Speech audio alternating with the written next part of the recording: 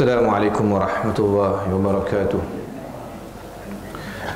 Alhamdulillah nahmaduhu wa nasta'inuhu wa nastahdihi wa nastaghfiruh wa nu'minu bihi wa natawakkalu alayh wa na'udzu billahi min shururi anfusina wa min sayyiati a'malina may yahdihillahu fala mudilla lahu wa may yudlil fala hadiya lahu asyhadu an la ilaha illallah wahdahu la syarika lahu وأن محمدا عبده ورسوله المبعوث رحمة للعالمين أرسله الله بشيرا ونذيرا بين يدي الساعة فأدى الأمانة وبلغ الرسالة ونصح الأمة وجاهد في الله حق جهاده اللهم صل وسلم وبارك على حبيبنا وشفيعنا وزخرنا وقدوتنا وأسوتنا محمد الرحمة المهدى والنعمة المسدى وعلى آله وصحبه ومن تبعه ونصره وله أما بعد.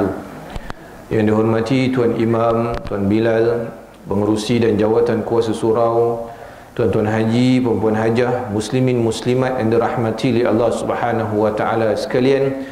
Alhamdulillah, kita ucap syukur kepada Allah Subhanahu wa taala kerana pada malam ini Allah Subhanahu wa taala mengizinkan kita untuk kita bersama dan menyambung pembacaan kitab Asy-Syama'il Al-Muhammadiyah karangan Al-Imam Tirmizi rahimahullah. Dalam bulan yang lepas, kuliah kita yang lepas, kita telah baca hadis berkaitan dengan Khatamun Nubuwah, iaitu tanda kenabian Nabi sallallahu alaihi wasallam, dan kita telah habis baca dalam bab tersebut. Cuma saya lupa nak sebut, ada asar yang menyebut bila Nabi sallallahu alaihi wasallam wafat, mana pergi Khatamun Nubuwah ni? Adakah Khatamun Nubuwah ni dikebumikan bersama dengan Nabi SAW dengan jasad dia sekali? Jadi di sana ada asar yang menyebut ketika memandikan jenazah Nabi SAW, para sahabat dapati tidak ada, tanda tu sudah hilang. Jadi ada yang berpendapat bahawa tanda itu tenggelam masuk dalam badan Nabi SAW ataupun diangkat ke langit. Maksudnya tanda tu bila Nabi wafat sudah tidak lagi Nabi tu berada di atas muka bumi, tanda tu Allah Subhanahu wa taala tarik daripada jasad Nabi SAW ataupun ditenggelam jadi rata sama dengan permukaan badan Nabi SAW yang lain. Baik, malam ni kita akan masuk pada bab yang baru, dan sebenarnya kita telah baca beberapa hadis-hadis daripada bab ini, iaitu bab berkaitan dengan rambut Nabi SAW ni pada awal perbincangan kita, iaitu berkaitan dengan fizikal Nabi SAW. Jadi kita baca sekali lalu hadis ni untuk kita ambil keberkatan, walaupun kita telah baca hadis-hadis ni daripada bab yang awal, iaitu bab pada menyatakan rambut Nabi SAW. Bagi yang di kitab kita di muka surat 35. Anas bin Malik berkata, kana sya'ru Rasulillah sallallahu alaihi wasallam ila nisfi udhunaih. Rambut Rasulullah sallallahu alaihi wasallam menyentuh sehingga bahagian tengah kedua telinganya. Ini rambut Nabi sallallahu alaihi wasallam pada keadaan yang paling pendek. Apa keadaan rambut Nabi kita tersebut sebelum ni? Dari 3 keadaan. Apa dia? Dia menyengih lagi. Dia tak ingat. Apa 3 keadaan rambut Nabi? Wafrah, limmah, jummah. Ini 3 rambut keadaan Nabi. Wafrah, limmah, jummah. Wafrah sampai telinga, limmah bawah telinga, jummah cecah bahu. Itu paling panjang rambut Nabi SAW. Jadi bila Anas bin Malik kata rambut Nabi SAW hingga pertengahan telinga ni, maknanya keadaan wafrah lah, rambut paling pendek. Pertengahan telinga ni macam rambut kita hari ni lah kan. Kalau kita panjang sikit bahagian tepi ni, dia sampailah ke telinga. Baik. Kemudian Aisyah berkata, kuntu aghtasilu ana wa Rasulullah sallallahu alaihi wasallam min ina'in wahidin wa kana lahu sya'run fawqal jummati wa dunal wafrah. Aku pernah berkongsi mandi dalam satu bejana air dengan Rasulullah sallallahu alaihi wasallam. Tuan-tuan tengok, Nabi sallallahu alaihi wasallam merupakan seorang yang romantik. Nabi dengan Aisyah kata dia mandi sekali dalam satu bekas air yang sama kan. Kita tak pernah mandi dengan bini kita kan. Dia kata seumur hidup saya mandikan suami saya sekali je, bila suami saya mati. Baru dia matikan. Kalau tak, dia tak mandi dengan suami dia kan. Dan Nabi SAW, ini antara tips romantik yang Nabi SAW ajar, itu Nabi mandi dengan isteri dia. Ini Nabi buat. Dan ada riwayat-riwayat lain, ada hadis-hadis lain yang menyebut begini juga. Baginda kata Aisyah ketika mandi kan rambut basah. Jadi rambut kita ni nak tengok panjang dia betul ke tidak. Bila dia basah dia akan nampak lah dia jatuh rambut tu kan. Jadi ketika mandi, Aisyah kata baginda memiliki rambut yang panjangnya di atas bahu dan di bawah cuping telinga.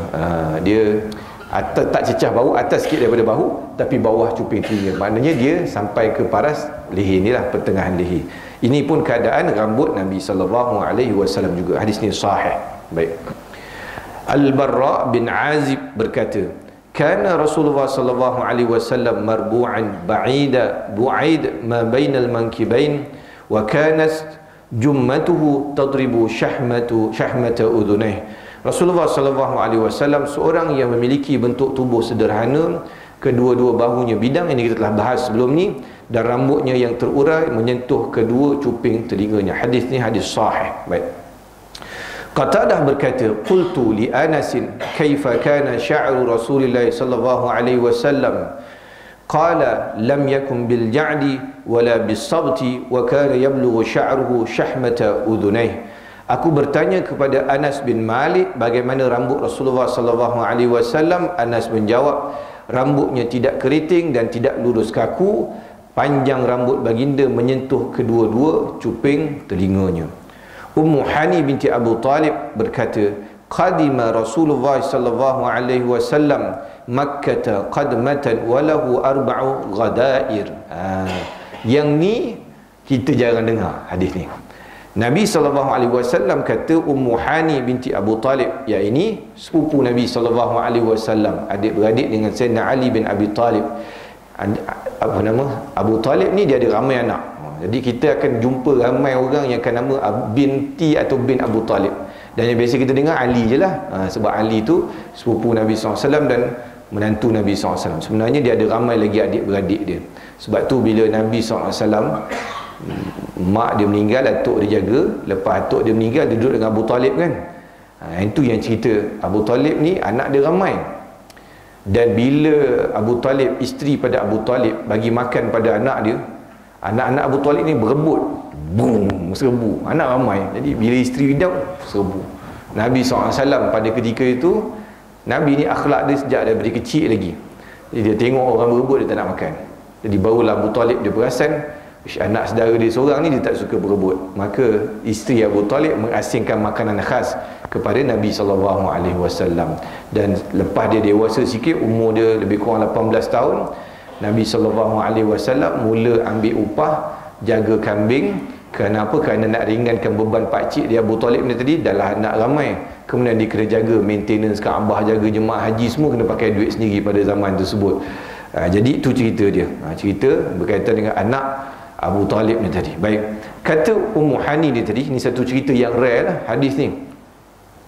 Hadis ni adalah hadis yang sahih. Dia kata ketika Fathu Mekah, ketika penaklukan, pembukaan kota Mekah, Rasulullah SAW memasuki kota ini, yakni kota Mekah, dengan rambut yang diikat empat. Rambut yang diikat empat macam mana? Kita jarang jumpa tuan, rambut ikat empat ni kan. Dua belakang dan dua di depan. Kalau tuan-tuan tengok cerita perang lama-lama, biasa tuan-tuan akan nampak scene ni. Kerana orang dulu, tuan-tuan kena faham, dia ada benda yang orang dulu buat, dia tak pelik pun. Kerana memang orang dulu ramai-ramai buat macam tu, jadi dia tak nampak aneh. Macam dululah. Dulu mungkin tahun 70-an, pakcik-pakcik semua rambut afro teman tu. Di zaman tu orang tak pelik, bahkan semua orang rambut afro macam tu kan, seluar pun terbelah kat bawah kan, seluar besar kat bawah begitu, bell bottom. Zaman tu pelik tak? Tak pelik. Orang kata macam semua orang pakai macam tu, biasa lah kan. Cuba sekarang buat rambut macam itu. Dia ni rambut pelik ni kan. Dia datang daripada mana rambut begini? Sebab zaman dah berubah. Sekarang jadi pelik. Dulu tak pelik. Sekarang dia jadi pelik. Sama juga macam rambut ni, rambut zaman Nabi SAW. Zaman tu biasa orang tucang 4 rambut. Bila perang dia tucang 4 rambut. Kalau tuan-tuan tengok, saya dah tengok cerita, apa saya nampak scene ni, cerita yang orang duk share, Ertugrul dekat Netflix ni. Ada salah seorang daripada abang Ertugrul tu, saya tak ingat nama dia. Abang dia tu tocang 4. Bila saya tengok tu, saya ingat, oh ni lah hadis Nabi SAW sebut, bila berperang masuk kota Mekah, dia tocang 4. Kalau kita hari ni rambut panjang tocang 4 kan, pelik lah. Cuba, ini rambut panjang tak ramai, ada abang Nasran seorang dia. Jadi cuba suruh dia tocang 4 sekali kan, tengok. Nasrani pelik ni dia tercampak lah rambut. Apa pun walaupun kita kata Nabi SAW buat begini, tapi di sana kita tak boleh buat kalau benda tu nampak pelik tempat kita. Kita tak boleh nak buat, dia akan nampak aneh nanti. Sebab tu walaupun kita kata Nabi rambut panjang, Nabi tocang rambut, tapi kalau di tempat kita benda tu kalau pakai orang jadi pelik sini kan. Tocang rambut, tocang janggut, macam system of down ni. Jadi dia tak boleh dah, dia tak boleh buat begitu. Ada pun begini adalah hadis yang sahih, Nabi SAW buat begini. Dia nak boleh tocang empat ni, kena rambut panjang tu kan, rambut pendek tak boleh tocang empat ni. Anas bin Malik berkata, anna sya'ara Rasulullah sallallahu alaihi wasallam kana ila ansafi udhunai. Sesungguhnya panjang rambut baginda sehingga pertengahan kedua-dua belah telinga baginda. Hadis diriwayatkan oleh Imam Tirmizi. Dan dulu kita kata bila kita baca bab berkaitan dengan rambut Nabi ni panjang, dulu rambut panjang ni satu benda biasa. Sebab tu tuan-tuan tengok bila orang dulu lakonkan cerita lama-lama, cerita hang tuah ke, adakah hang tuah sikit rambut belah tepi pendek macam kita? Tak ada. Dulu-dulu pahlawan mesti rambut panjang kan, pakai tongtang ni rambut panjang. Kerana dulu memang biasa orang lelaki rambut panjang dulu-dulu. Tuan-tuan tengok cerita kungfu, rambut panjang tak? Diikat belakang panjang kan. Jadinya rambut panjang ni satu benda biasa bagi orang lelaki dulu. Zaman moden ni baru start orang lelaki rambut pendek, potong tepi apa semua. Kalau tak, orang dulu memang biasa rambut panjang. Jadinya bila Nabi buat begitu, maka dia tidak menjadi satu benda pelik di zaman itu. Rambut panjang ni. Baik. Abdullah bin Abbas radhiyallahu anhuma berkata, hadis 30. Hadis ni bagus. Anna Rasulullah sallallahu alaihi wasallam kana yasdilu sya'rahu wa kana al-musyrikun yafrukuna ru'usahum wa kana ahlul kitabi yasdiluna ru'usahum wa kana yuhibbu muwafaqata ahlil kitab fima lam yu'mar fihi bi syai'in thumma faraqa Rasulullah sallallahu alaihi wasallam ra'sah. Pada awalnya Rasulullah sallallahu alaihi wasallam membiarkan rambutnya terurai ke hadapan sehingga dahinya. Orang musyrik pula merapikan rambut mereka menjadi dua bahagian, iaitu ke kiri dan ke kanan. Para ahli kitab membiarkan rambut mereka terurai ke hadapan tanpa dibelah. Rasulullah SAW menyesuaikan diri dengan keadaan ahli kitab dalam perkara yang belum ada perintah mengenainya. Kemudian Rasulullah SAW membelah rambut baginda menjadi dua bahagian. Baik. Pertama, hadis ni sebut tentang bagaimana Nabi stylekan rambut dia. Stylekan rambut dia. Musyrikin Mekah suka sikat rambut belah kiri atau belah kanan. Mana dia sikat ke kanan ataupun sikat ke kiri. Orang kita ni dengan saya sekali dah, mana dia trend musyrikin Mekah ni ke kiri atau ke kanan. Baik. Dan orang-orang ahli kitab Yahudi dan Nasrani, dia suka biar rambut dia ke depan. Kita pun tak tahu macam mana rambut panjang tu biar ke depan, tapi rambut tu ke depan lah sampai tutup dahi. Rambut macam tu style dia. Dan Nabi SAW pada waktu tersebut cenderung suka ikut style ahli kitab. Baik, kita kena faham gini. Berkaitan dengan ahli kitab dan musyrikin Mekah ni, orang-orang beriman pada awal diturunkan wahyu kepada Nabi SAW sebelum ada perintah yang melarang untuk kita sama seperti ahli kitab dari sudut pakaian dan sebagainya, maka orang Islam ni dia lebih cenderung kepada ahli kitab bandingkan musyrikin Mekah. Kenapa? Kerana musyrikin Mekah ni sembah berhala, sedangkan ahli kitab sembah Allah Subhanahu Wa Taala. Agama samawi, banyak benda yang sama. Jadinya sebab itulah kalau tuan-tuan baca, kenapa Allah Subhanahu Wa Taala turunkan surah Rum. Surah Rum. Kenapa? Kerana ketika Nabi SAW duduk di Mekah, musyrikin Mekah sokong Parsi, sama-sama menyembah berhala, iaitu sembah api. Mana dia geng sama. Nabi SAW dengan sahabat lebih cenderung sokong orang Rom. Kenapa? Kerana Rom ahli kitab. Ahli kitab hampir sama dengan kita, agama samawi yang sama-sama menyembah Allah Subhanahu Wa Taala. Cumanya ada berlaku penyelewengan. Jadi kita lebih hampir kepada ahli kitab. Jadi sebab itulah Allah Subhanahu Wa Taala turunkan surah Rom bagi tahu pada orang beriman, jangan susah hati kerana Rom kalah dengan Parsi, kerana nanti sampai satu waktu Rom akan diberi kemenangan oleh Allah Subhanahu Wa Taala. Tu sebab turun surah Rom. Kerana pada awalnya orang beriman ni memang cenderung kepada ahli kitab, lebih dekat dengan kita. Yalah, dia pada zaman tu kuasa besar dunia ni ada dua je. Macam hari ni lah, sama ada Amerika, China ataupun Rusia, Amerika. Lebih kurang macam tu lah. Jadi zaman tu Parsi di sebelah timur, Rom di sebelah barat. Musyrikin Mekah sokong Parsi, orang-orang beriman sokong Rom.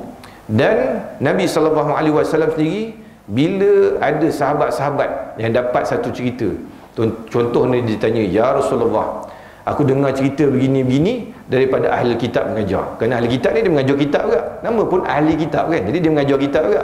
Jadi ada sahabat-sahabat ni dia dengar daripada ahli kitab punya mengajar. Jadi dia tanya, ya Rasulullah, betul ke cerita-cerita begini? Rasulullah, bila sahabat-sahabat dapat berita daripada ahli kitab, dapat cerita daripada ahli kitab, Nabi SAW ajar kepada sahabat supaya jangan tolak dan juga jangan benarkan. Maknanya kita tak tahu. Boleh jadi benda yang dibawa daripada kitab tu cerita betul, kerana dia ambil daripada kitab dia. Benda yang tidak diseleweng, memang wahyu daripada Allah Subhanahu Wa Taala yang asal kepada Nabi Musa dan Nabi Isa. Tapi boleh jadi juga cerita tu cerita tipu. Jadi kalau kita tolak semua yang ahli kitab bawa, kita tak tahu boleh jadi benda tu betul. Jadi kalau kita nak mengiyakan betulkan pun tak boleh jadi juga, sebab kita tak tahu cerita tu betul ke tidak. Boleh jadi cerita tu bohong. Jadi Nabi SAW bagi tahu pada sahabat, kalau dengar cerita daripada ahli kitab, diam je, jangan kita pakailah cerita dia, kerana kita tak tahu cerita tu betul ataupun tidak. Ini akhlak Nabi SAW bila dalam keadaan suatu yang kita tak tahu. Kita samalah juga tuan-tuan. Kita kalau tak tahu cerita tentang suatu, orang tanya pada kita, cakap saya tak tahu, saya pun tak kenal orang tu. Kita pun kalau tak, bukan main pandai goreng. Orang tanya kita, apa cerita itu? Hari tu punya cerita. Macam mana kau tahu? Aku pun dengar orang cerita. Kata, ingatkan dia ada dekat tempat tu, dia punya goreng tu bukan main. Jadi kalau kita tak tahu, kita cakap tak tahu. Kata para ulama, la adri, kata aku tak tahu adalah sebahagian daripada ilmu. Kita cakap orang tanya, kita tak tahu. Itu adalah adab, akhlak sebagai orang yang beriman. Jadi pada awalnya Nabi SAW ikut macam ahli kitab, sikat rambut ke depan. Dan perkara yang dalam lebih suka dalam perkara yang belum ada perintah. Kemudian Nabi SAW membelah rambut baginda menjadi dua bahagian. Hadis diriwayatkan oleh Al-Bukhari dan Muslim. Dan bila Nabi SAW mula belah rambut jadi dua, bila datang syariat yang melarang kita untuk ada persamaan dengan kaum lain. Man tashabbaha biqaumin fahuwa minhum. Siapa yang sama dengan satu kaum, dia akan jadi sama macam kaum tu. Kenapa? Kerana dari sudut pakaian ataupun gaya ni, orang dulu dia ada gaya dia sendiri kan. Tuan-tuan tengok orang dulu, orang Yahudi dia ada cara dia, orang musyrikin Mekah dia ada cara dia, orang Arab dia ada cara dia, orang Mesir dia ada cara dia. Jadinya bila tengok begitu, dia ada gaya dia tentu. Jadi gaya-gaya ni kalau dia tidak melibatkan agama tak apa. Maknanya seperti mana kita sebut hari ni, kalau pakaian tu pakaian umum, contoh kita kata t-shirt, kita kata baju kemeja, kita kata blazer, benda tu dah jadi benda umum milik semua orang, maka tak ada masalah dah. Tapi kalau benda tu melibatkan pakaian macam orang agama tertentu, contoh kita pakai, tak ada kerja kita pergi pakai kain monorin. Ada kerja pergi pakai kain monorin. Beli kain dengan kain tak ada warna oren, dah macam Tok Cha Sami dah, Tok Cha Buddha. Jadi tak boleh. Benda tu melibatkan agama, tak boleh. Ataupun kita buat jubah, tapi jubah kita tu design dia seolah-olah jubah macam padri. Dia ada line putih kat sini kan. Dia ada tuan-tuan, saya pernah nampak ada orang, dia punya design tu mungkin orang yang buat tu tak perasan. Tapi bila kita tengok dari jauh, jubah dia ni dah macam jubah padri dah. Kita tu tengok kan, padri jubah dia hitam juga sama. Tapi dia ada line collar putih kat sini sikit, line tu line. Saya tengok jauh, jubah abang dia macam padri dah. Cuma dia pakai kopiah je. Kalau dia tak pakai kopiah, dah memang sama dah macam padri. Jadi benda-benda yang begitu tidak dibenarkan pada syarak. Sebab tu dulu-dulu dia ada hadis yang melarang kita memakai pakaian belang saja.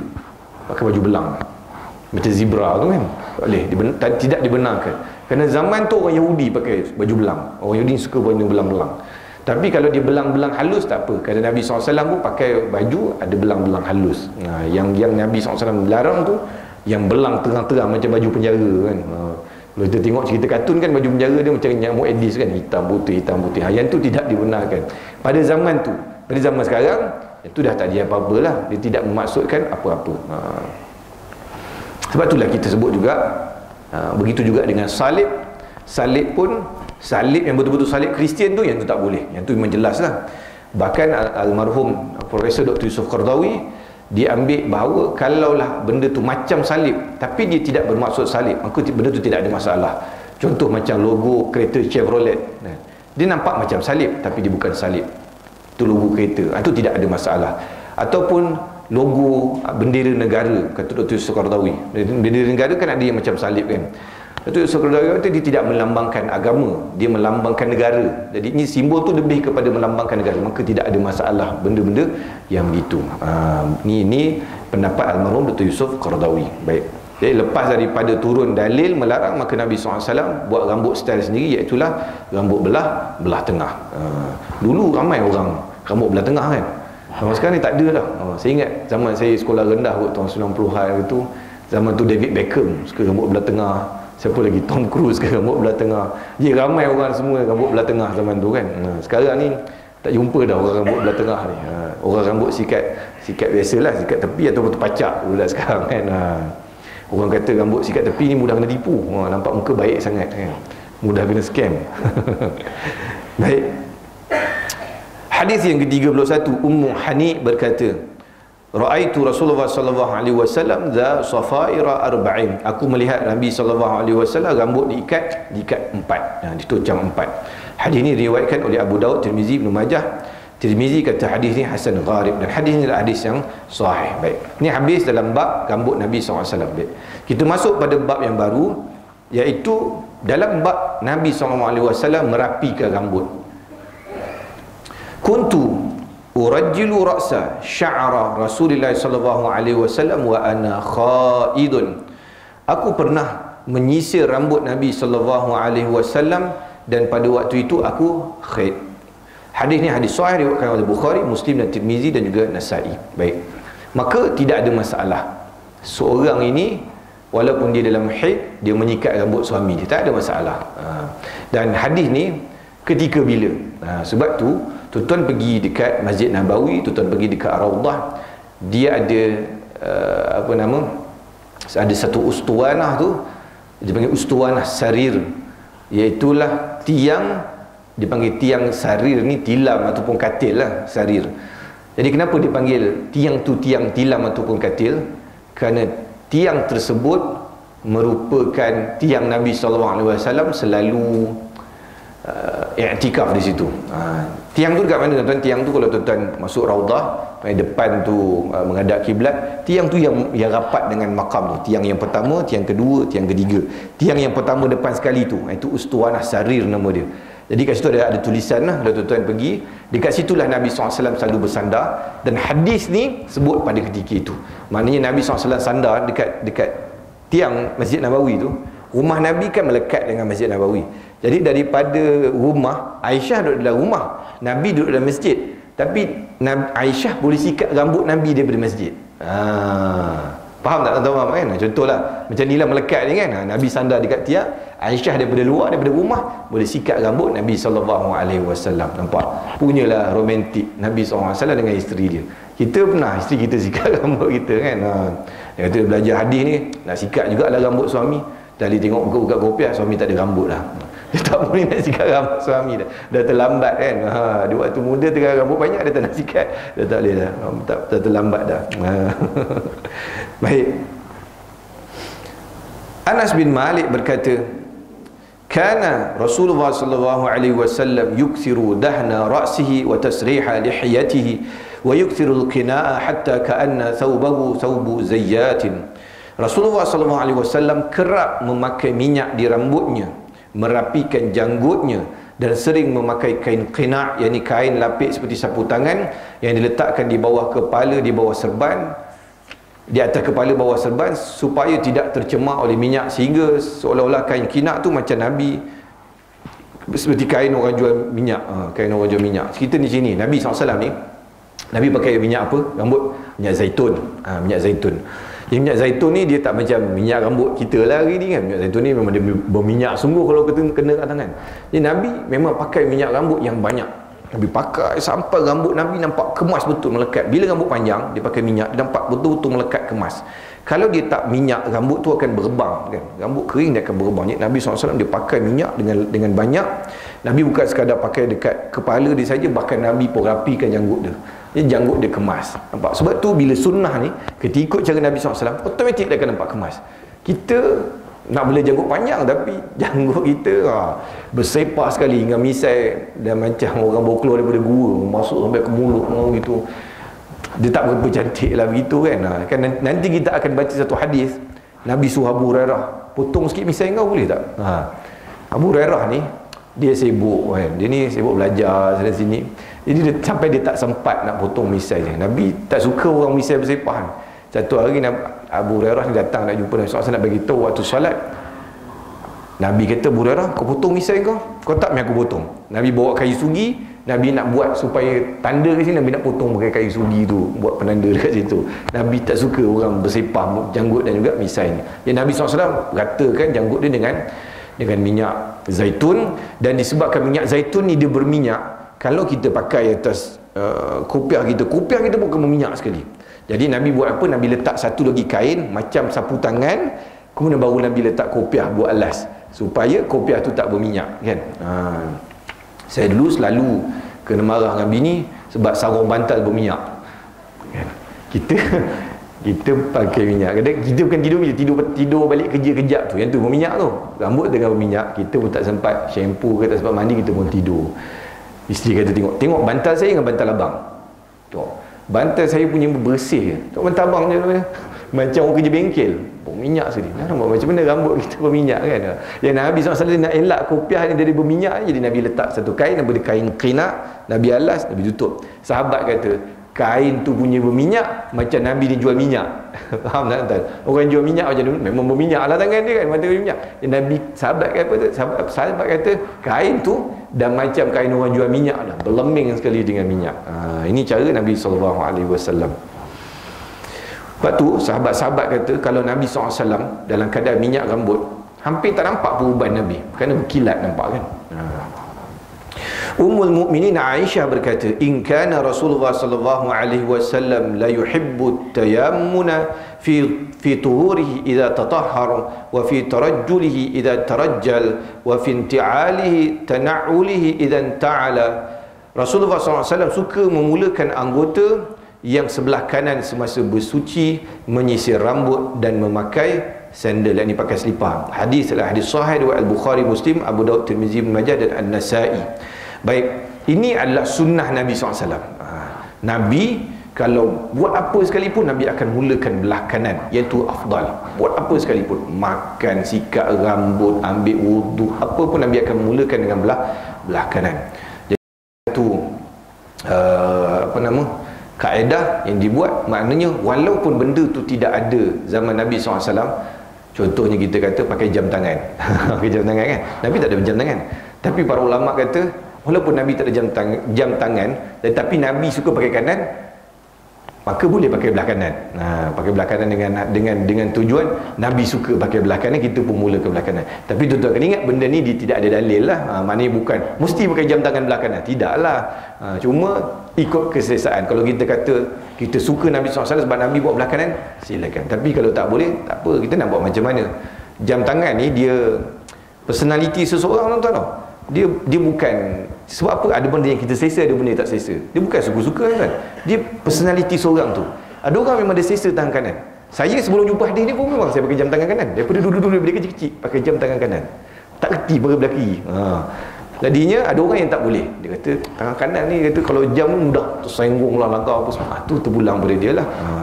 Maknanya apa-apa pun kita utamakan belah kanan. Kita masuk rumah, afdal kaki kanan. Masuk masjid, kaki kanan.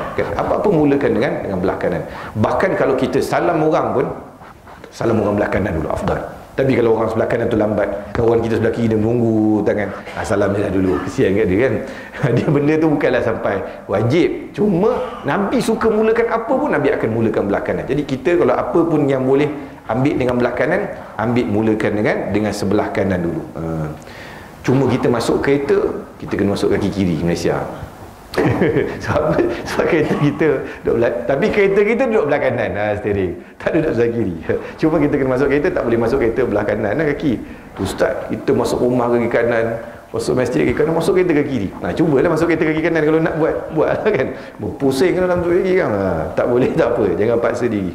Ataupun dia masuk ikut pintu kiri, keluar dekat lalu gearbox, lalu dekat dekat gear tu. Tak payah buat menyusahkan diri. Dia mana yang boleh. Sama ada bersuci, menyisir rambut dan juga memakai selipar. Jadi pun ramai orang ambil remeh bab ni kan. Pakai kasut mula kanan kan. Lepas tu bawa kiri, dan tanggal kiri dulu. bahu tangan yang kanan. Sama juga stokin pun sama. Kita benda remeh-remeh ni kita tak nak buat pun kadang-kadang. Cuba jadi kebiasaan pakai selipar belah kanan, ikut sunnah Nabi SAW. Kerana yang kecil-kecil ni kita tak tahu. Boleh jadi sunnah yang kecil-kecil ni yang akan dapat pahala besar dekat akhirat. Kerana benda kecil nampak simple, tapi kita tak tahu balasan dia di akhirat nanti. Kerana kita tak tahu amal mana yang Allah Subhanahu Wa Taala redha kepada kita. Kita ni nak ambil sunnah yang berat-berat je, tapi sunnah yang kecil-kecil kita tak nak buat. Abdullah bin Mughaffal berkata, naha Rasulullah sallallahu alaihi wasallam 'anit tarajjuli illa ghibban. Rasulullah sallallahu alaihi wasallam melarang menyisir rambut kecuali sesekali, yang tidak kerap. Okey, apa maksud hadis ni pula? Tadi kita kata Nabi SAW selalu sikat rambut. Tiba-tiba Nabi larang pula sikat rambut secara kerap. Baik. Maksud secara kerap ni ada dua pendapat ulama. Dan saya cenderung pendapat yang pertama. Pendapat yang pertama kata larang ni, kerap ni, kita lepas mandi pagi kita pakai rambut sikat sekali, dah lah. Tu. Pendapat yang kedua kata adalah sekali-sekala kena tak payah sikat rambut juga, sekali-sekala. Ini dua pendapat lah. Maknanya ada hari yang kita tak sikat rambut juga. Tapi saya berdasarkan pendapat ulama', saya tengok pendapat yang pertama lebih tepat lah. Maksud dia, pagi-pagi kita dah mandi apa semua, sikat rambut sekali, dah lah. Yang Nabi larang jadi mat sikat. Apa nama? Letak sikat kat belakang.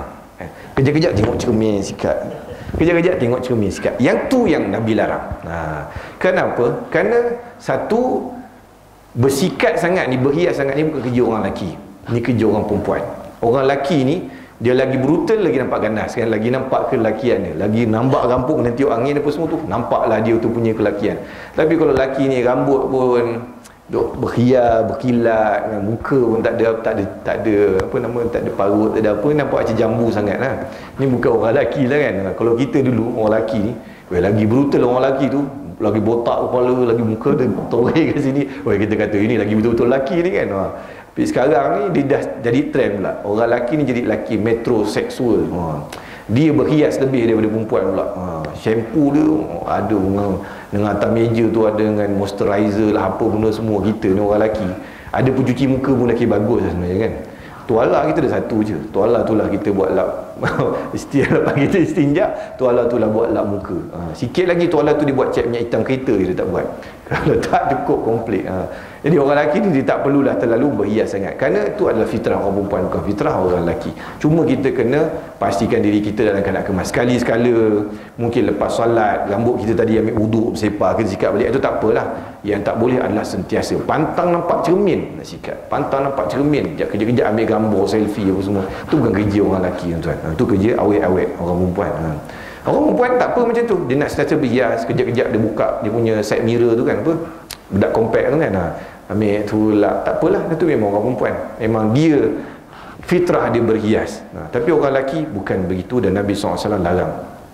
Tuan-tuan tengok boleh apa kata pentahqiq kitab ni, kata perilaku bersolek dan berhias diri adalah tabiat dan kebiasaan wanita. Lelaki dilarang bagi menyerupai sifat dan kebiasaan khusus wanita. Bukan sahaja berpakaian macam wanita pun tak boleh, tetapi buat perlakuan macam orang perempuan pun tak boleh juga. Kan dalam kuliah muslimat hari tu kita bincang bab laknat, hadis yang berkaitan dengan laknat, orang lelaki menyerupai perempuan, orang perempuan menyerupai lelaki. Ni dilaknat oleh Allah Subhanahu Wa Taala. Jangan main-main. Sebab tu saya memang tak gemar lah orang duk buat video konten lelaki pakai tudung. Ni nampak macam gurau, dia nak buat kelakar kan, dengan misai dia tebal, dia buat jual tudung pakai tudung, dia buat jual telekung online kat Shopee, kat TikTok dia pun pakai telekung sekali. Misai tu dah masuk dalam hidung yang dia tebal. Tapi benda tu walaupun kita kata nampak kelakar, tapi kita ingat benda tu adalah perlakuan yang dilaknat oleh Allah Subhanahu Wa Taala. Kita pakai macam orang perempuan. Benda-benda yang ada larangan ni jangan buat lah.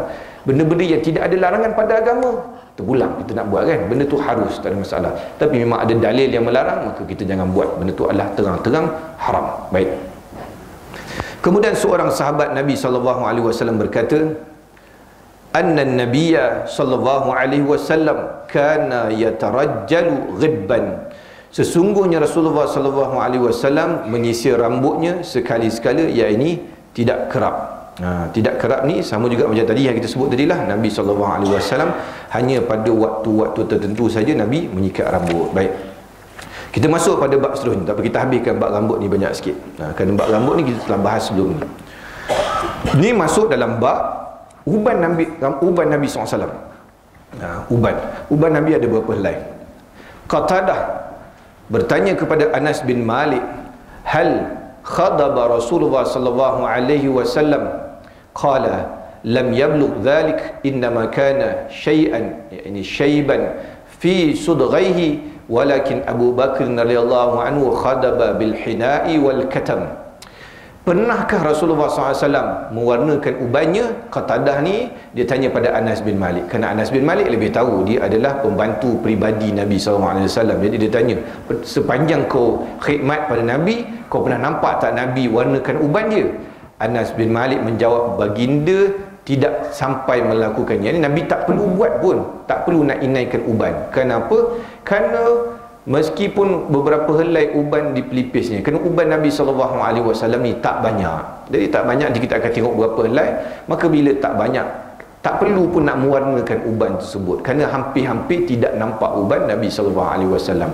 Namun begitu, Abu Bakar pernah mewarnakan ubannya dengan hina dan katam. Ini dengan pewarna yang dijadikan seperti inai ataupun katam ni daripada tanaman rumput sebagai pewarna rambut, menjadikan rambut kemerah-merahan. Hari ni kita panggil inai lah.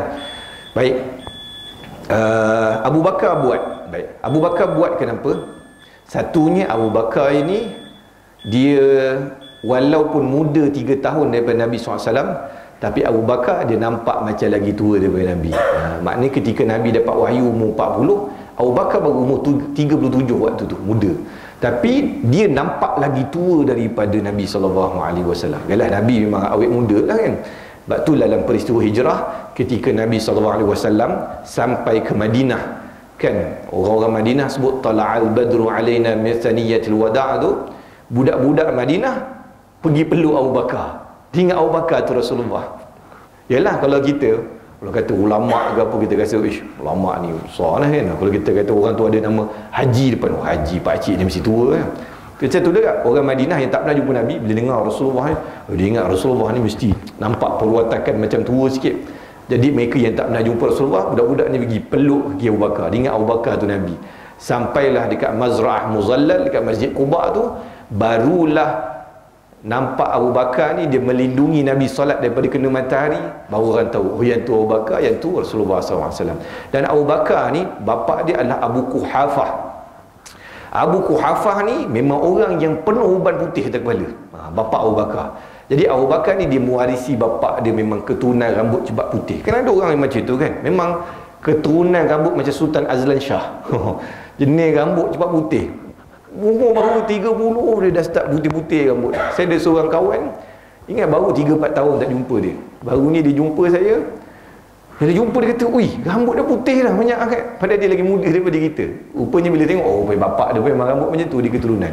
Jadi Abu Bakar uban dia banyak, maka sebab itulah Abu Bakar radhiyallahu an pakai inai dekat rambut dia berwarna kemerah-merahan. Baik. Bermakna Nabi SAW tak larang lah Abu Bakar, bila Abu Bakar pakai, Abu Bakar, Nabi biarkan Abu Bakar pakai. Maknanya Nabi SAW dan takrir Nabi tak larang, mana benda tu diharuskan pada syarak. Tidak ada masalah untuk kita pakai inai rambut, ataupun kita menginaikan janggut kita. Dan kenapa, ada tak dekat sini hadis tu, kenapa Nabi SAW suruh, okay, ada satu riwayat yang menyebut tentang, ada hadis yang menyebut tentang ketika peperangan sahabat-sahabat memang menginai rambut. Ketika peperangan sahabat-sahabat yang rambut dia putih ni memang diinai rambut. Kenapa? Kerana salah satu hikmah dia adalah dia akan menyebabkan musuh jadi takut sikit. Tengok, kalau tengok musuh, tengok tentera Islam semua rambut putih, ni geng-geng pencen semua ni bawa keluar EPF ni, musuh jadi tak berapa gerun kan. Tengok, halah rambut putih semua yang perang, jadi hilang gerun tu. Tapi bila tengok, tak tahu ini rambut memang merah ke ataupun dia menginaikan rambut. Jadi dia fikir ni orang muda ke orang tua, orang muda ke orang tua. Jadi menyebabkan menyebabkan dia digerun kepada musuh tu. Ni benda-benda psikologi ni penting. Benda-benda berkaitan dengan psikologi ni penting. Dan salah satu sebab juga suka nak sebut kenapa Nabi SAW dan juga para sahabat dan orang-orang dulu biasa memanjangkan rambut. Kerana orang dulu dia biasa berperang. Bila berperang, rambut ni tadi bila panjang dia dapat menghalang daripada cedera akibat peperangan. Kalau setakat kena hujung-hujung pedang tu, Mana kalau kena tu dia akan selamatkan leher kita. Sebab apa? Sebab rambut kita panjang tutup kan. Jadi dia ada sebab kenapa orang dulu dia bela rambut panjang. Baik. Wallahu alam. Habis kat sini, nanti kita akan sambung lagi pada kuliah yang akan datang. Sebelum saya tutup kuliah saya pada malam ini, saya nak update sikit berkaitan dengan apa yang berlaku kepada saudara-saudara kita yang berada di Palestin. Seperti mana yang kita tahu, hari ini sudah masuk hari yang ke-9 kalau tak silap saya. Hari yang ke-9, Brigade Izzuddin Al-Qassam di bawah Hamas melakukan serangan kepada Zionis Israel laknatullah. Dan angka kematian yang latest saya tengok sebelum saya datang maghrib tadi, hampir 1,000, lebih kurang 2,500, hampir 2,500, lebih kurang 2,400 macam tu. Hampir 2,500 jumlah kematian di pihak kita, dan jumlah kecederaan dah cecah 8,000 orang. Dan jumlah kematian ni dia akan meningkat kerana bekalan elektrik, bekalan air, bekalan gas dan sebagainya ditutup daripada sepanjang Gaza. Jadi bagaimana orang-orang dekat hospital dia nak buat bantuan ni tadi, menyebabkan ramai yang cedera parah ni kebanyakan ni akan meninggal dunia. Dan jumlah kematian di pihak Israel pun juga tinggi sebenarnya, cuma mereka tidak maklumkan. Cumanya yang Israel ni ramai mati adalah tentera mereka, sedangkan yang mati di pihak kita ni adalah ramai orang awam, kerana mereka mengebom rumah-rumah apartmen, rumah-rumah mereka target tempat orang awam. Bahkan kita kata jahatnya Zionis ni, beberapa hari lepas disuruh orang daripada utara Gaza untuk escape ataupun larikan diri ke selatan Gaza. Dia kata dia akan, ini laluan selamat. Dia kata dia nak bom tempat tu jadi lalu. Tapi jahatnya mereka ni, ketika mereka sedang lalu tu, mereka bom rombongan-rombongan orang yang bawa ahli keluarga ni. Tu yang datang video mayat bersepah atas jalan raya ni. Kita kata jahatnya Zionis ni tadi. Dan kita kata kematian, satu statement yang clear yang disebut oleh Hamas, bahawa 13 daripada tahanan-tahanan Zionis ni tadi, kan Hamas dia ambil tahanan-tahanan askar-askar ni tadi, kemudian disembunyikan dekat dalam Gaza. Dia letak kat rumah orang ni, letak rumah orang ni, letak rumah orang ni. Jadi kalau kau bom Gaza, kau bom rakyat kau sendiri. Dan sebenarnya 13 daripada tentera-tentera Zionis tadi yang telah diambil dia tahu ni mati. Sebab dia yang bom sendiri. Cuma benda tu Israel tak keluar pun dalam news, kerana benda tu satu benda yang memalukan dia sendiri. Baik, kenapa Hamas kali ini dia ambil tindakan untuk mulakan serangan? Dan sebelum ni sebenarnya Hamas telah bagi warning kepada Zionis Israel ni, la tal'abu bin nar, jangan kamu main dengan api. Dan telah bagi warning supaya jangan kacau Masjidil Aqsa. Sebab kita tengok dalam 4-5 bulan kebelakangan ni, Zionis Israel laknatullah ni tadi dikurang hajar dekat Masjidil Aqsa. Dibawa pendatang-pendatang haram buat ritual kat datar Masjidil Aqsa. Orang ni datang ludah dalam Masjidil Aqsa, kacau orang nak buat ibadat dekat Masjidil Aqsa. Mereka pukul makcik-makcik yang datang ke Masjidil Aqsa. Tuan tengok video ni kan, mereka masuk, askar-askar mereka masuk dalam Masjidil Aqsa dengan pakai kasut sampai ke mihrab, sampai ke mimbar Masjidil Aqsa. Jadi ni satu benda yang kurang hajar lah bagi kita. Ni tanah suci ketiga kita, bumi Isra' Mi'raj. Ini adalah tempat kiblat pertama kita. Mula-mula Nabi SAW diperintahkan solat kita menghadap Masjidil Aqsa. Tuan bayangkan kalau ada orang kafir masuk dalam surau Istiqamah dengan kasut, kita marahlah, kita akan kejar dia sampai keluar. Ni surau kita ni tuan, itu Masjidil Aqsa. Jadi disebabkan pihak Zionis Israel laknatullah ni tadi sudah melampaui batas, maka Hamas pun ambil tindakan ni. Dan tindakan ni pun bukan satu tindakan yang baru. Sebenarnya tindakan ni adalah satu tindakan yang dirancang, yang diplan oleh Hamas lama dah. Sebab kalau tuan-tuan tengok statement daripada Syekh Ahmad Yassin pun, dia telah sebut pembebasan Masjidil Aqsa ni dia akan bermula sekitar tahun 22 ataupun tahun 23. Syekh Ahmad Yassin dah sebut dah.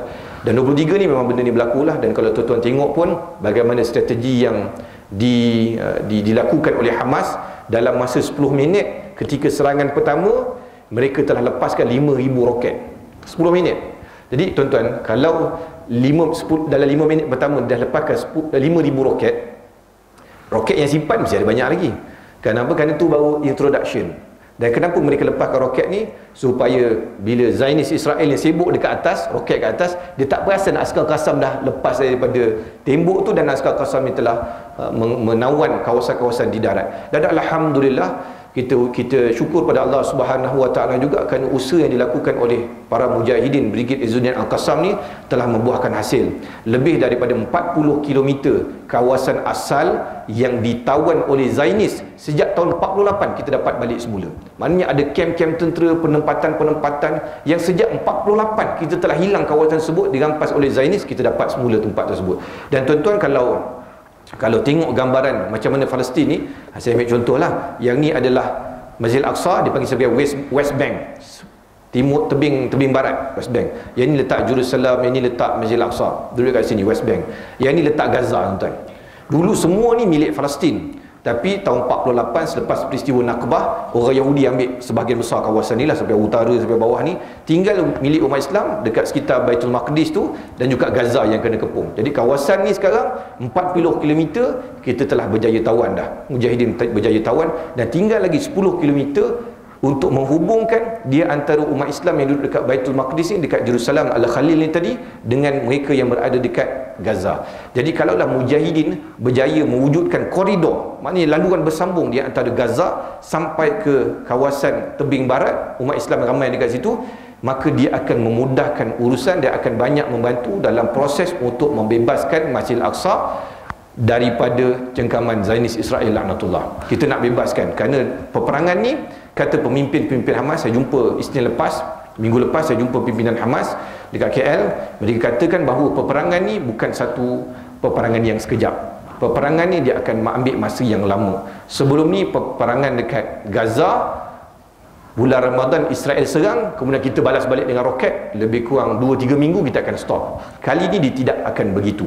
Peperangan kali ni dia adalah satu peperangan yang jauh lebih besar, dan aim kita, kalau tuan-tuan tengok ucapan daripada Ismail Haniyeh, mereka kata ini peluang untuk kita halau terus orang Yahudi ni keluar daripada kebanyakan kawasan-kawasan yang berada di dalam bumi Palestin. Kenapa? Kerana mereka ni memang penakut, tuan-tuan. Tuan-tuan tengok video, mereka melarikan diri, tinggalkan kereta apa semua, kerana mereka ni memang penakut, bangsa yang penakut. Daripada dulu lagi, kalau tuan-tuan baca sirah Nabi Musa, memang mereka ni bangsa yang penakut. Mereka berani dengan makcik-makcik dekat Masjid Al-Aqsa, mereka beranilah, dengan budak-budak dia tangkap beranilah, tapi dengan betul-betul pejuang Al-Qassam mereka tak berani, mereka takut. Jadinya kalau tuan-tuan tengok, saya tengok satu video tu, kan orang Yahudi ni ada banyak, dua warga negara, ada yang mereka ni ada warga negara US, ada warga negara Itali, France, Jerman. Jadinya bila kita tangkap dengan Qassam, askar-askar Yahudi ni, dia kata, aku orang Amerika, dia kata, aku orang Jerman, orang France. Yang kau pergi buat sini buat apa? Pergilah balik negara kau. Nampak? Mereka ni memang penakut. Jadi mereka ni, askar-askar ni memang Al-Qassam akan tawan. Mereka akan kena tawan, dan mereka dijadikan tawanan. Jadi bila kita kata peperangan ni, dia bukan macam intifadah dulu, dia akan jadi satu peperangan yang besar, dan boleh jadi dia akan jadi perang yang lebih besar kalau betul-betul Amerika masuk campur. Amerika sekarang dia dah letak dia punya salah satu daripada destroyer dia, kapal warship dia tu ada dekat lautan Mediterranean, dan dunia bagi warning, terutama seperti Iran, Lebanon dan lain-lain, bagi warning kalau Amerika masuk campur, mereka pun akan masuk campur sekali. Mana mereka pun akan attack Israel dan juga kepentingan Amerika Syarikat. Jadi dia akan jadi perang lebih besar lah. Dan perang ni kita katakan aim dia memang nak bebaskan Masjid Al-Aqsa. Jadi bila kita kata perang ni di satu tempoh yang lama, pimpinan Hamas bagi tahu pada saya, dia akan ambil masa paling kurang 6 bulan ataupun lebih daripada itu, mungkin makan bertahun, bergantung kepada keadaan semasa. Jadi bila kita kata perang ni akan ambil makan masa yang lama, maka dia akan memerlukan resource ataupun sumber yang banyak lah bila berperang ni. Kerana kos berperang ni bukan satu kos yang kecil, bukan satu kos yang murah. Dan selain daripada kos, dia menelan nyawa yang banyak lah. Dan kita tengok betapa biasnya, berat sebelahnya media-media barat ni, mereka banyak menyokong pada Israel. Padahal semua orang tahu, bahkan media barat pun mereka tahu siapa sebenarnya dizalimi, siapa yang berada di sebelah pihak yang betul, siapa yang belah pihak yang salah. Baru Israel kena serang seminggu dua ni, dia kecoh konon Israel ni kena zalim rakyat, dia kena bunuh dan sebagainya. Padahal sebelum daripada ni, Zionis Israel ni telah bunuh orang Palestin sejak tahun daripada 48, dekat 70 tahun orang Palestin kena bunuh. Seorang pun senyap, dunia membisu macam tak ada apa-apa berlaku. Tapi bila Israel kena serang, mereka tunjukkan simpati yang berlebihan. Sedangkan kalau kita tengok video-video ni, budak-budak pecah kepala apa semua tu, kita duduk dalam dunia NGO ni, kita dapat source dari yang tuan-tuan tengok tu lepas orang share. Yang kami dapat ni memang source yang video yang tak tapis lagi. Saya sampai level dah tak boleh nak tengok dah. Dah tak larat nak tengok dah. Kita bayangkan tu ahli keluarga kita, anak-anak kita dah tak larat nak tengok dah tuan-tuan. Baru ni pun, kalau tuan-tuan pernah dengar yang seorang pelajar USIM PhD tu kan, Dr. Jamil, Brother Jamil lah kami panggil dia. Jamil tu kawan kami. Kalau dia tak balik Gaza lagi, Isnin lepas saya jumpa dengan dia sekali. Biasa dia akan ada meeting sama dengan kami juga. Sebab Brother Jamil ni pun sebahagian daripada aktivis Hamas kat sini juga. Jadi Jamil ni kata kawan-kawan dia, kata Brother Muaz, dia kata Jamil ni baru habis PhD bulan Julai hari tu dekat USIM. Jadi kawan-kawan bagi tahu dia lah, baru habis belajar, relax dulu, tak apa nak balik Gaza cepat sangat kan. Dan isteri dia pun sepatutnya Viva master dia punya dekat USIM online, patutnya hari Selasa. Tapi itulah Allah Subhanahu Wa Taala telah tentukan lebih baik pada dia. Allah Taala nak beri syurga pada dia. Dia balik Gaza lepas 3 minggu, hari Ahad lepas ataupun hari Sabtu lepas, rumah dia kena bom dan 20 orang ahli keluarga dia mati pada bom serangan tersebut. Bila kita tengok, Brother Jamil, kawan kita selalu sembang-sembang dengan kita, kena bunuh, kita rasa macam, satu kita rasa sedih lah, keduanya kita rasa Allah Ta'ala nak bagi satu benda yang lebih baik daripada dia. Allah Ta'ala nak bagi syurga pada dia. Ahli keluarga dia yang paling kecil, anak saudara dia umur setahun, dan yang paling tua ayah dia umur lebih kurang 60 lebih, dekat 70, kena bom satu keluarga. Ada seorang lagi kawan saya, Husin Abu Marzuk. Husin ni dulu belajar kat Kelantan, dia selalu je ada dekat sini, Husin ni. Jadi ayah dia, rumah dia dekat-dekat dengan sepadan Rafah. Ayah dia Abu Marzuk kena bom 2 hari lepas rumah dia. Tengok kawan-kawan kita tunjuk gambar, Allahu Akbar, kenalan-kenalan kita. Dan ramai lagi lah tuan-tuan. Sama itu baru orang yang kita kenal. Orang yang tak kenal ramai lagi. Jadi bila kita kata peperangan ni satu peperangan yang besar, yang akan makan kos yang banyak, maka sebab tu tuan-tuan tengok video Abu Ubaidah, salah seorang komander Hamas, dia bagi ucapan. Dalam ucapan dia, kalau tuan-tuan tengok, dia sebut dia memerlukan bantuan secara langsung ataupun tidak langsung daripada 2 negara disebut dalam ucapan dia. Dia sebut apa? Malaysia dan juga Indonesia. Dia tak sebut negara Arab lain. Dia tak sebut UAE ke Qatar ke Turki apa. Dia sebut Malaysia dengan Indonesia. Kenapa? Kerana selama ni pun memang kita orang Malaysia dengan Indonesia yang bantu bumi Palestin. Dan kalau tuan-tuan tengok dekat Palestin tu, masjid, sekolah, segala benda lah, kebun apa benda kan. Baru ni pun tahun lepas Masjid My Aqsa Defender kita buat kita buat lori bomba, kita buat kat sana, macam-macam benda kita bantu kat sana. Memang kita yang banyak bagi sokongan pada mereka. Jadi mereka mengharapkan bantuan daripada kita, kerana mereka tahu walaupun kita jauh daripada mereka, kita jauh daripada bumi Gaza, kita tak sempadan pun dengan Gaza ni seperti mana Mesir, Lebanon dan sebagainya. Tetapi jauh kita ini, mereka tahu ada saudara mereka yang jauh sentiasa bagi sokongan pada mereka. Sebab tu mereka mengharap sokongan daripada kita orang Malaysia dan Indonesia. Dan sokongan ni dia ada 3 perkara lah yang kita kena buat. Satu, kena zahirkan sokongan. Sebab isu Palestin ni dia akan jadi isu bermusim je. Tuan-tuan tengoklah, kalau peperangan ni jadi peperangan panjang, 2-3 minggu pertama je orang sibuk share pasal Palestin. Lama sikit orang mula bergaduh benda-benda lain. Lagi-lagilah kalau ada isu-isu yang lain, orang akan mula lupa isu Palestin. Dan saudara kita yang sedang dibunuh kat sana akan dilupakan. Jadi kita kena sentiasa, tuan-tuan di Facebook, tuan-tuan di Instagram, tuan-tuan apa, share tuan-tuan. Bagi kesedaran benda ni sentiasa berlaku. Supaya orang sedar saudara kita sedang dibunuh dekat sana. Yang keduanya doa. Doa jangan lupa. Kerana doa ni, doa silahul mu'min. Doa ni adalah senjata orang mukmin. Doa kita ni walaupun jauh nampak macam tak ada apa-apa, inilah yang memberi mereka kekuatan untuk terus berada di sana dan terus berjuang. Tuan-tuan bayang, penduduk Gaza hari ni kena kepung, api tak ada, elektrik tak ada, makanan tak ada, ubat-ubatan tak ada, minyak tak ada. Tuan-tuan bayang tak? Kalau kita ni orang Bangi katakanlah kena kepung, tak ada apa semua. Macam mana kita nak hidup? Kita Syabas baru bagi tahu air tutup 3-4 hari pun kita dah pening kepala dah. Mana air tak ada. Ini baru 3-4 hari. Mereka dalam keadaan kena kepung, kena sekat, malam-malam kena bom hari-hari tuan-tuan. Jadi macam mana mereka boleh ada kekuatan nak hadapi situasi begini? Tuan-tuan bayangkan sahabat kita saudara Nadir An-Nuri tuan-tuan. Dia balik sini, dia tak tahu tiba-tiba berlaku peperangan dekat Gaza. Dia tinggalkan semua ahli keluarga dengan anak dia yang kecil, umur setahun, umur 3 tahun, umur 5 tahun, Haura tu, dengan ahli keluarga dia yang lain dekat sana. Kena bom hari-hari. Tuan bayang perasaan dia dekat sini tuan-tuan. Kita nampak dia kuat berucap di sini, tapi kan dia post dengan kenyataan dia kata dalam hati tak ada siapa pun yang tahu perasaannya. Tuan-tuan, kita bayangkanlah, saya kadang-kadang pergi luar negara, pergi bawa jemaah umrah ke, isteri bagi tahu anak demam. Kita anak demam tu kita rasa macam susah hatilah anak dia demam kan. Kita duduk jauh sebab apa-apa jadi kita tak boleh. Tuan, ni bukan cerita anak demam. Ni cerita kena bom tuan. Hari tu dia kata dipindahkan rumah, dipindahkan ahli keluarga dia duduk kat rumah adik ipar dia. Duduk rumah adik ipar Duduk kat rumah dia 300 meter dewan dekat rumah dia kena bom. Jadi dia pindah ke rumah adik ipar.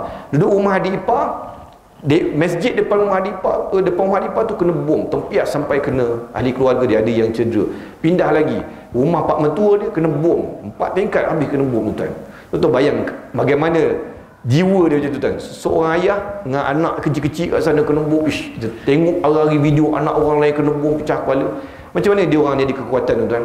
Ini semua doa daripada kita yang bagi kekuatan kepada mereka. Jadi doa jangan lupa. Dan yang ketiganya, bila kita kata perang ni lama, dia akan memakan kos yang banyak, maka kita perlukan bantuan kewangan daripada kita lah warga Malaysia. Apa yang kita mampu bagi, kita bagi.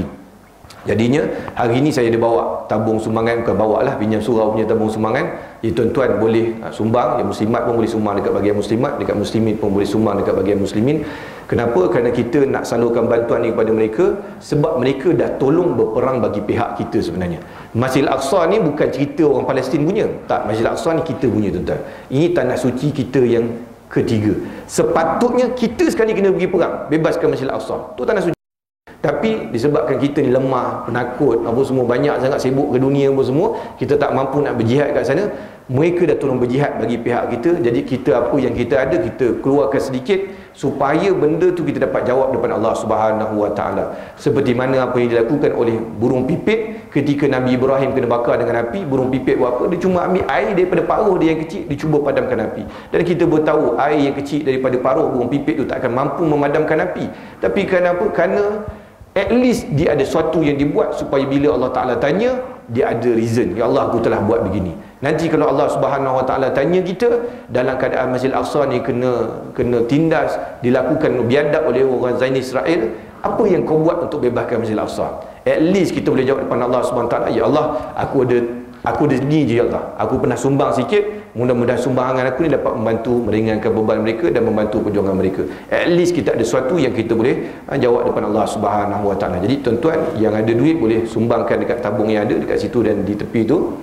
Dan kalau tuan-tuan yang tak bawa duit, boleh juga sumbang, ataupun nak sumbang banyak sikit, dia kata dalam poket ni ada 300 je, saya nak sumbang 3,000. Jadi bolehlah sumbang ke akaun Muslim Volunteer Malaysia. Tuan-tuan buka lah Instagram ke Facebook Muslim Volunteer Malaysia. Dekat sana kita ada poster, akan ada nombor akaun dekat situ. Dan saya pun nanti mungkin saya akan forward dekat Ustaz Harun juga, supaya Ustaz Harun boleh forward dalam grup surau, supaya siapa yang nak transfer lepas daripada itu boleh transfer. Itu sahaja. Mudah-mudahan kita doakan saudara-saudara kita ini dapat bantuan daripada Allah Subhanahu Wa Taala, bersabar atas ujian yang berat ni, dan moga-moga Allah Subhanahu Wa Taala memberi kemenangan kepada mereka. Dan mudah-mudahan juga satu hari nanti saya dan tuan-tuan dapat kita sama-sama solat di Masjid Al-Aqsa bersama-sama selepas Masjid Al-Aqsa dibebaskan oleh Allah SWT. Aqulu qawli hadza wa astaghfirullahal azim li wa lakum. Wassalamualaikum warahmatullahi wabarakatuh.